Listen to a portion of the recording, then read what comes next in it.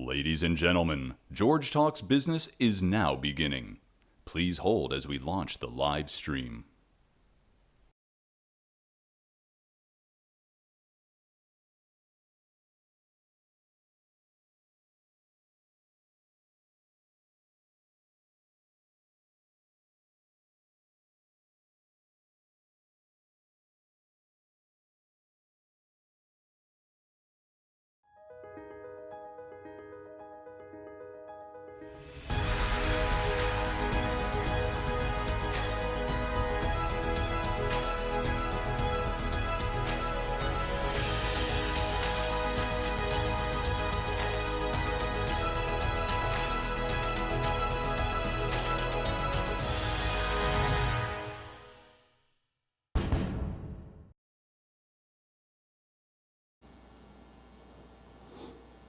Welcome to the latest edition of George Talks Business. Today we're broadcasting live from our Crane Center in our Foggy Bottom campus. My name is Liesl Riddle, and I am the Associate Dean of Graduate Programs here at the George Washington University School of Business.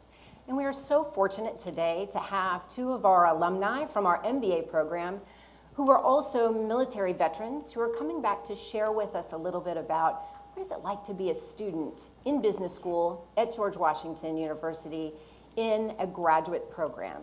I'm joined today by Lourdes Tiglau and Justin Bakewell. Thank you guys both so much for coming back to campus. Absolutely. Why don't we just open and sort of share a little bit about yourselves. Tell us a little bit about what was your military service like and in what branch, and then what is your role today? So I'll start, I guess. So I came from a little bit of an unconventional background. I was an immigrant here into the United States, and then I joined the military, much to my father's chagrin, and went into the Air Force, and I served for 12 years doing critical care air evacuations, served in Afghanistan a couple of times, and then all around the world. And then I landed here back in LA, and then moved for graduate school here in DC. Coming here to George Washington has been really a privilege because when I first started and I remember applying, I was just thinking, there is no way that they're going to take me. But I've been fortunate to have really, really great professors and great advisors here that have recognized some of the potential that I had back then, and I just hope I can give back in the future. And so what are you doing today, Lourdes? So today I'm the Strategic Partnerships Officer for Team Rubicon Global. My job is basically to create relationships with the 50 most disaster-prone countries around the world in advance of crises, so that when a crisis actually happens, whether it's a flood, an earthquake, or a tsunami, we have those relationships to start, and we can get into the country quickly and then be able to help as expediently as possible. Great, thank you. Justin, tell us a little bit about your military service and then what you're doing today. Sure. So, I enlisted in the Marine Corps because I might have been the world's worst high school student that has ever been seen. And I wanted something to do. I wanted to have some sort of meaning going forward, and I really didn't want to live with my parents, so I decided that what better thing to do than enlist in the Marine Corps. So I spent 8 years from 1997 to 2005 in the Marine Corps as an enlisted Marine, ended up as a staff sergeant. Did everything from marketing and kind of public affairs to teaching the Marine Corps Martial Arts program at Officer Candidate School down at Quantico. So, regardless of how many times you're in front of a camera, you still get a little bit nervous. 8 years, and I still feel like, what am I doing here right now?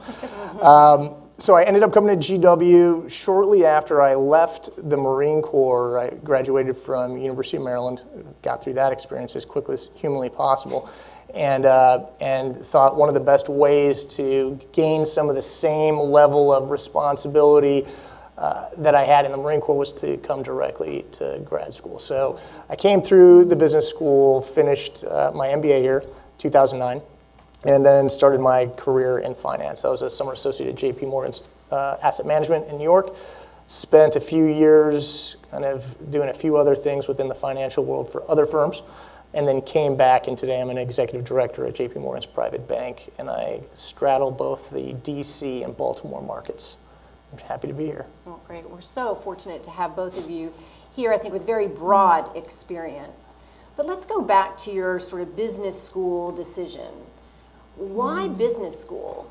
And how has it been beneficial in your career?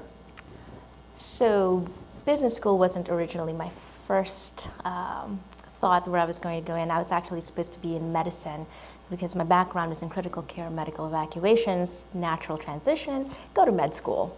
So I go through another school, and I remember speaking with an advisor back then and telling him, you know, what I really want to do is use medicine to help advance the veteran landscape. And so he says, so you know it's going to take 10 years to do this? And I said, yeah, sure. I was like, but what you can do in 10 years is basically really refine your craft instead of going through the slog, being at the bottom of the barrel, and refine your craft, and at the end of those 10 years, really change policies around for veterans. And so that really kind of made a huge difference in the way that my trajectory for career went. And so I left medicine, went into this business school for a World Executive MBA, and really my career really shot through after that. Shortly after graduating in 2014, I was assigned on the Federal Advisory Commission on the My VA transformation. It was the largest transformation of the VA federal organization that's ever been done in over 20 years. And so from there, I found myself really in the midst of a lot of different issues within the veteran landscape, which is exactly where I wanted to be. And so I will credit a lot of this different trajectory that my life has gone through, definitely from the professors here. I remember actually asking one of my former professors for advice on how to interview for this particular advisory board. And that's the one thing that I do appreciate is even though I've graduated a few years on, I can always reach back into the network and still gain some advice and insight. Well, that's great to hear, and it's also wonderful to see many of those faculty have come here today to actually see you in this broadcast today, and it just is a testament to those relationships. What about you, Justin? What's the story? Why business school? Why business school? Well, at the time, you know, having left the Marine Corps, I wanted to have as well-rounded a background as I possibly could. So I went to undergrad for communication, and I figured that having a well kind of rounded understanding of business in general and going to an MBA is kind of like a crash course, if you will, right? You can get a lot of the same experience in business if you say you stick around in the business world for 10, 15 years, you're going to get that. What I wanted is something to kind of expedite my role in the business world, something that would complement both my Marine Corps leadership skills and the things that I learned there, build upon the communication skills that I learned at Maryland, and give me a lens of business that I could apply it to. Mm-hmm. And I thought, what better place to do it here than GW? Great. Well, you know, I think for so many students, not just veterans, but students in general coming to business school, whether it be undergrad or graduate, are really in a place of transition in their life, right? They're coming to business school to really transform themselves personally and professionally. Mm-hmm. But I'm curious from your perspective, is there something unique or special about being a veteran coming into a business school? Is that transition different in any way? There are quite a few differences, but also quite a few similarities. So I will say the transition is not unique to veterans, but we just have different ways of doing it. I know that for my own experience, I basically have reimagined my career several times. When I was an undergrad, I was thinking I was going to be a lawyer, and then I went into the military, ended up in medicine, and then now in the humanitarian space. So you can say I've run the gamut of different sectors. But that's one of the great things about reimagining yourself and really transforming yourself. It's not just about changing yourself in your career, but it's really reimagining who you could be. As a veteran, one of the things that we bring is, one, the broad and rich experience that we've had across whatever service branch, whatever career field we were in. And some of the bigger challenges, I think, is being able to translate some of those skill sets, which I'm sure a lot of people have heard, translating some of those skill sets, but also how to be outside of a military environment. And I would say for me, probably being able to translate some skill sets was part of the leap, but also just some of the jargon that we would use. I'd have to really kind of think back and thinking not everyone knows that acronym. So.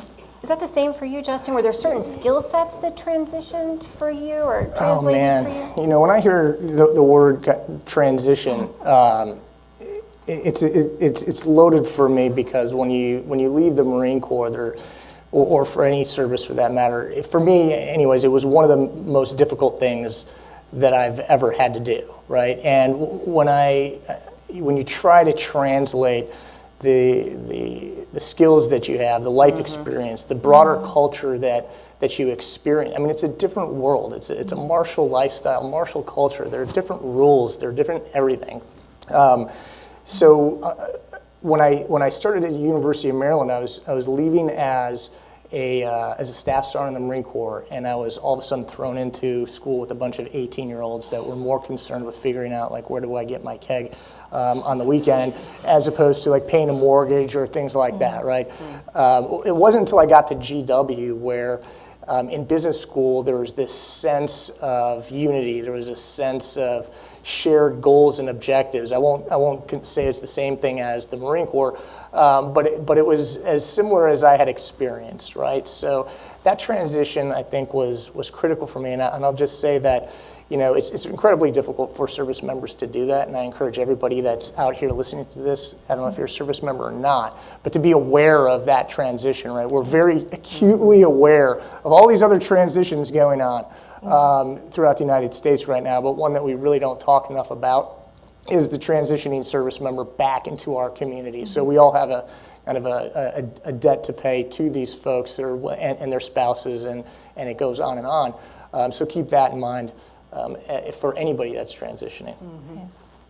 Lourdes, you've been able to really combine, I think, a lot from your business school training and your military training into your subsequent career. So tell us a little bit about that. What has that been like? What are some unique ways you've been able to combine the two? I think that one of the things, and I'll attribute this actually to my military training. In the military, you're kind of taught to be able to adapt to whatever environment you get into. Now, granted, going from military to civilian was a little bit more adaptation than I was used to at the time.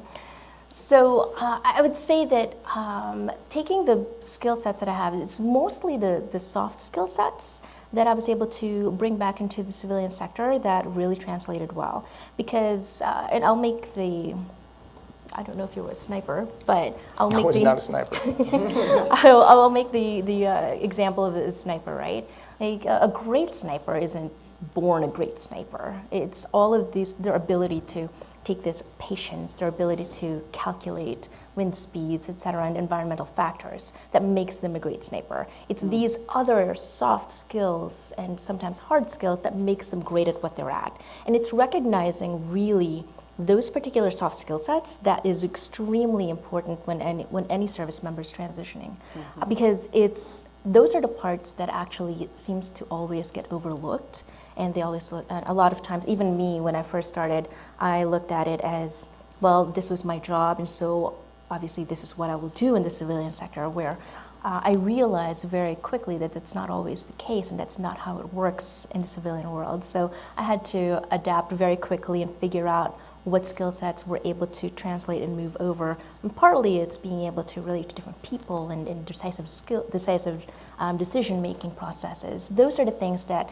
you're able to bring back across various sectors. And in business school, it just helps to, that actually just helped to refine and hone those particular skill sets, and really helped me particularly to be able to figure out in what environment, in what situation should I be able to draw on those particular skills.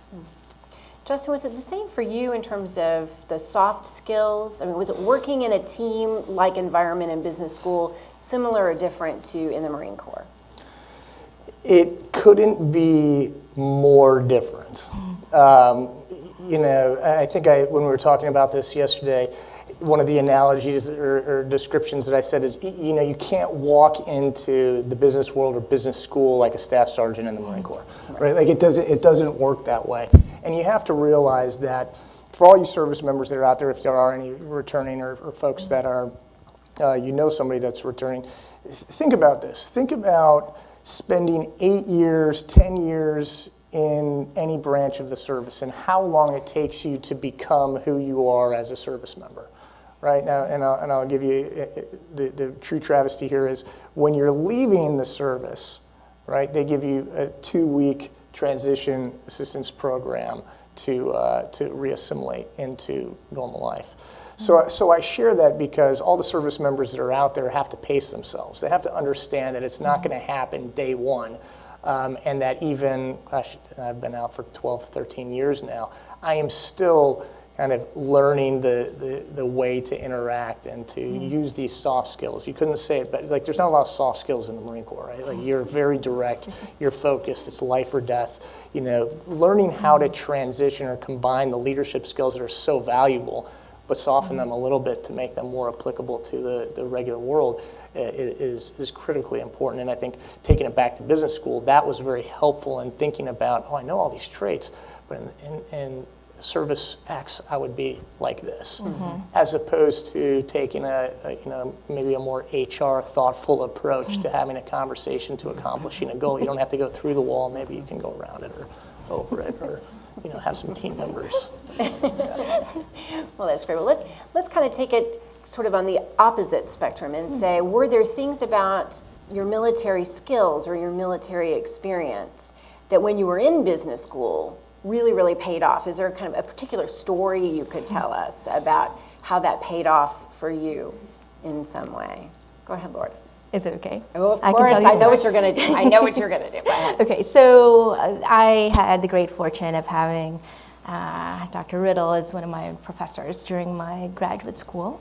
And in one of our international residencies, we actually traveled over to Ethiopia. Unfortunately, during that time, we had the unfortunate incident where she took ill pretty seriously. And me, with my medical background, I was able to recognize it pretty quickly as well before she got worse, and literally tried to drag her out of the hotel to go to the hospital with me. And basically, I helped to make sure that she was stable out there, and then gave the report over to the physicians out in Ethiopia. And I remember one of the things that she had said was, if they're medevacing me, you're coming. So, and it's just a great story to show that my background in military medicine, specifically in critical care medical evacuation, really came into play in that particular instance, because I don't believe anyone else in my particular cohort really had that extensive critical care background. And so that's just one of the great ways that past experiences and the rich experiences of prior service members can bring. It's not just the situation and case examples they can bring, but they have practical skill sets that they can bring if you're ever in trouble. Well, I know I'm incredibly grateful to you. As my family says, you saved my life. And we definitely owe you a huge debt of gratitude. We were glad you had those skills and expertise there on the ground in Ethiopia. Justin, I hope you don't have a story that's quite as dramatic as that one, but was there a time really where your military skills transferred? Yeah, I'll go back to softer. No, I haven't saved any lives.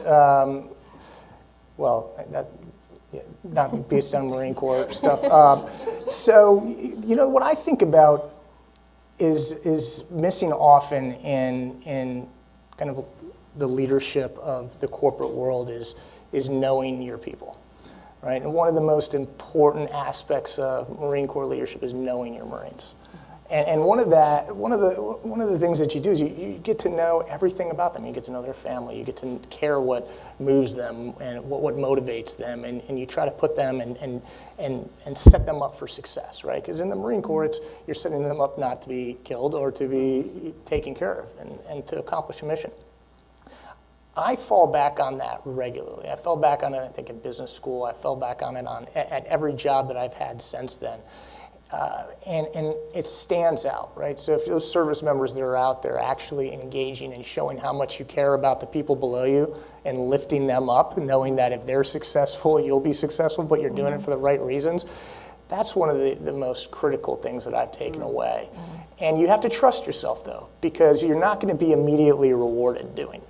You know, it's the long game of doing the right thing and building people up and having this group of folks that would go to bat for you and creating an environment of trust and confidence with one another that served me really well.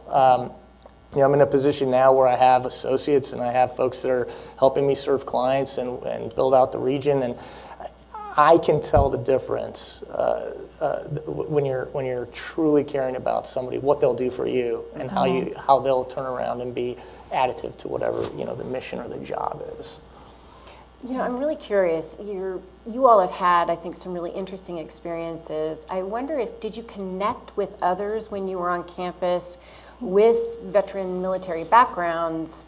Were you able to sort of find community and share stories, or did you feel like you were kind of alone and different? Well, so we went at different times. So I'm very interested to hear about your experience. My experience in undergrad, there was nothing going on. Like 2006, 2007, I felt very alienated. I was much older than everybody. I was out on an island. When I came to GW, there were a handful of folks that had gone through the military that I did connect with, and I think that was right at the cusp of when business schools really started to acknowledge this military training as being so important. So over that 2-year period of time, I did connect, but I think it's changed a lot even since I've gone the last 10 years or so. So I'd say that, well, I've gone through a few schools, so I'll pick on one. One of the West Coast schools that I went to, I was doing research over there. And I remember in quite a few of my classes, I was basically the only veteran there. And it was hard to find the other veteran community or the other veteran population, even in such a small college out in the West Coast. And so I think that in a way, yes, I felt a little bit alienated, but that actually also kind of forced me to really figure out how to assimilate a little bit better into the community. Otherwise, then I'm only hurting myself if I, kind of stick to my guns and say, this is how I am, and this is, they're going to take me for who I am. And I think that the onus is really kind of on both sides to really understand each other. And I think that's one of the things that really drew me over here to GW, is that they have such a robust veteran community here, and they always have a lot of events going. And definitely in the undergrad, more so than the grad population for some reason. I didn't quite find them in the grad population, but we were also extremely busy. But I will say that here in GW, the veteran community was a lot more robust in really trying to bring people in and engaging, whether you're in grad school or not. Well, it's certainly something that the university and the School of Business has really been trying to work on, really creating that sense of community. And I think really that's one of the reasons why we're listed as one of the best universities, for veterans on campus. I'm curious too, we have this hashtag we love to use, right, for GW. It's hashtag GWSBProud. Right? You can see a lot of our social media is sort of linked to that hashtag. All of our stakeholders kind of using it to talk about what they're really proud about, being connected to George Washington University. So I'm curious, what's your GWSB proud moment? I mean, from my perspective, GW, I'm proud because GW gave me this amazing chance and also allows me to continue to give back. Without having been associated with GW, without having, Tony Delarada up in the Career Center and Susan Culp over here holding my feet to the fire with the Socratic method, still makes me nervous sitting here. I'm proud to be associated with the people that are here, right? The people make up the institution, not vice versa. It's a school that gives back. It's a school that takes thoughtful criticism and tries to make things better. I've seen so many pivots and adjustments over the last 10 years to really move the school forward. That's why I'm proud to be associated with GW, because they take the ball and they try to continue to move forward with it. Yeah. And I absolutely agree. And I will echo his sentiments that it is the people that makes me proud to be associated here. I know that I've reached out to Dr. Rahman over there when I was being considered for the very first time for a federal level board that I've never been on, and I had no idea what I was doing. And so being able to just reach back into the network of people that you have taught you, and being able to reach back into different alumni that are able to give you some guidance in the future, or that you can mentor for the ones that are coming up behind you. I'll say that it's really the people that makes GW more than anything else. And that's what makes me proud. That's great. Well, I have a question. So you talked a lot about how others have mentored you, and so this is an opportunity for you being here today to really mentor others. Are there specific suggestions that you have for students that are in military service and veterans about how they can really get the most out of business school? What do you think? So I'll start if you don't mind. I think the first piece of advice that I would give any service member that's out there is always question the guy sitting up in the seat giving you advice. Wonder if it's really, something that you should be doing or thinking about, right? Because a lot of people will give you advice. So I guess my point there is be confident in what you've learned. Be confident as a service member that you've learned something incredibly important. You've learned how to lead. You've learned how to build trusted relationships. You've learned how to deal with immense amounts of stress. So trust yourself. Other pieces of advice is, take your transition back into the civilian sector slowly, right? You can't speed it up. There's nothing that you can do to accelerate it, and be really thoughtful about bridging the gap between maintaining civilian relationships and maintaining those military relationships. I haven't been very good at maintaining those military relationships, and I'm very disappointed in myself for doing that. I kind of went way too far on the other side, and those are so cherished and so important that you don't want to lose sight of that. You don't want to turn into somebody new because you've become a civilian. So that's what I would add. I would say I agree, but I'll take the opposite tack. Be confident in what you know, but also be humble about what you don't know. Because I will tell you that when I first walked into my first week into grad school, I thought I knew a lot of things until I saw a lot of people that knew a lot of things too, even more so than me. And so be humble enough to know what you don't know and be open to learning. The relationships and the identity that Justin was talking about is extremely important. I actually took the other tack of really kind of making sure that I had, I'd say, one foothold, keeping my, I won't say the military identity, but the veteran identity.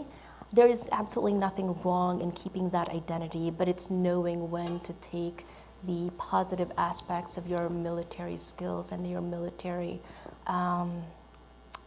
attributes and when to pull that out when it's needed. And I think that I'll say that as you transition, that is probably one of the most important things to do, is know how to modulate yourself in a way that where you can recognize the environment where you need to be a certain way in one environment and then another way in another. Because, I mean, over here, I'd say fairly soft-spoken.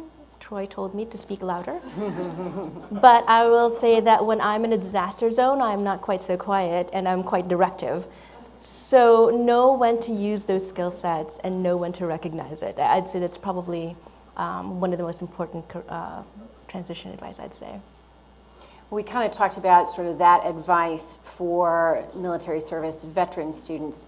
Would there be, I thought when I was looking through the questions that people had about, today and that they wanted to ask you, do you have any general, just in 30 seconds, general advice that you might have for any student in graduate school and School of Business? Yeah, be aware of general, just experience as much as humanly possible. Yes. The more you learn, the more different types of classes you take, the more that you combine both the ability to do business, but you also have to learn how to think and learn about the classics and read different things. That makes you well-rounded. That's going to make you valuable to that business that you want to end up at. So be as well-rounded as you possibly can.